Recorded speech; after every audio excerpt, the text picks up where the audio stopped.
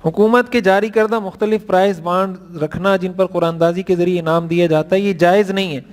اس کے اندر سود کا بھی عنصر ہے، اس کے اندر جوئے کا بھی عنصر ہے، 2-3 اور بھی اس کے اندر ایسے مسائل ہیں جس کی وجہ سے یہ پرائز بانڈ خریدنا اور یہ انعام لینا یہ جائز نہیں ہے.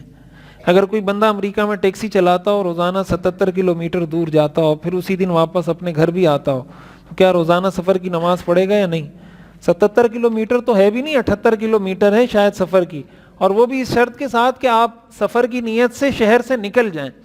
اگر آپ شہر کے اندر اندر ہی پھر رہے ہیں، میں تقریباً کوئی 80-90 کلومیٹر تو روزانہ میں ٹریول کرتا ہوں، بائک پہ چکر لگاتا ہوں، پھر تو یہاں خصوصی پیکیج ہمیں بھی حاصل ہو جائے گا، 2 رکعت نماز پڑھاؤ بس چھٹی. یہ اس وقت ہے جب آپ سفر کی نیت سے شہر سے یا آبادی سے نکل جائیں تو، اور آپ کی نیت سفر کی ہو، اور اتنے سفر کی ہو کہ آپ جس کو شریعت 78 کلومیٹر کا جو سفر ہے اس سے آگے جانے کی آپ کی نیت ہو، تو ایسے سفر میں. باقی اگر آپ شہر کے اندر اندر چاہے وہ 100 کلومیٹر چلیں، 200 کلومیٹر چلیں، 300 کلومیٹر چلیں، اس سے نماز میں قصر نہیں ہوگا. مولانا صاحب مساجد میں لڑکی سے پوچھے بغیر نکاح کرتے ہیں، اس مسئلے پر کچھ ارشاد فرمائیں. دیکھیں، لڑکی سے پوچھے بغیر نکاح نہیں ہوتا مساجد میں، کہیں ہوتا ہو تو اس کا مجھے نہیں پتا. لڑکی کی طرف سے وکیل ہوتا ہے، جو نکاح پڑھایا جاتا ہے اس کا طریقہ یہ ہوتا ہے کہ لڑکی کی طرف سے ایک وکیل ہوتا ہے. وکیل کا مطلب یہ کہ لڑکی اس کو اجازت دیتی ہے کہ آپ میری طرف سے یہ نکاح آپ قبول کر لیں، میں آپ کو اختیار دیتی ہوں. وہ وکیل اس کا والد ہوتا ہے یا بھائی ہوتا ہے، کوئی بھی محرم چچا، کوئی بھی رشتہ دار ہو سکتا ہے. تو لڑکی اس کو اجازت دیتی ہے، اور اس وکیل کے بھی 2 گواہ ہوتے ہیں جو فارم میں دستخط بھی کرتے ہیں کہ 2 گواہوں کی موجودگی میں وہ اس کو اجازت دیتی ہے کہ میں نے اس کو اجازت دی ہے. وہ اجازت زبان سے دینا ضروری بھی نہیں ہوتا.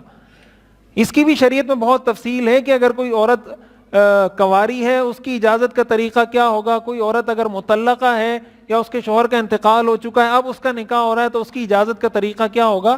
یہ پوری ایک الگ تفصیلی مسئلہ ہے.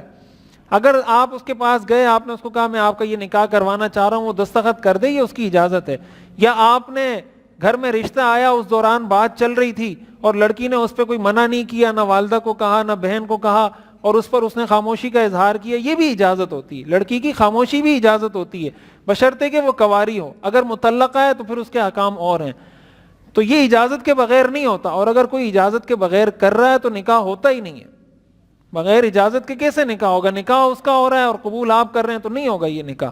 لیکن ایسا ہوتا نہیں ہے، وہ وکیل بن کے لڑکی کی طرف سے ایجاب کر رہا ہوتا ہے یا قبول کر رہا ہوتا ہے. نماز جنازہ میں کب ہاتھ چھوڑنے چاہیے؟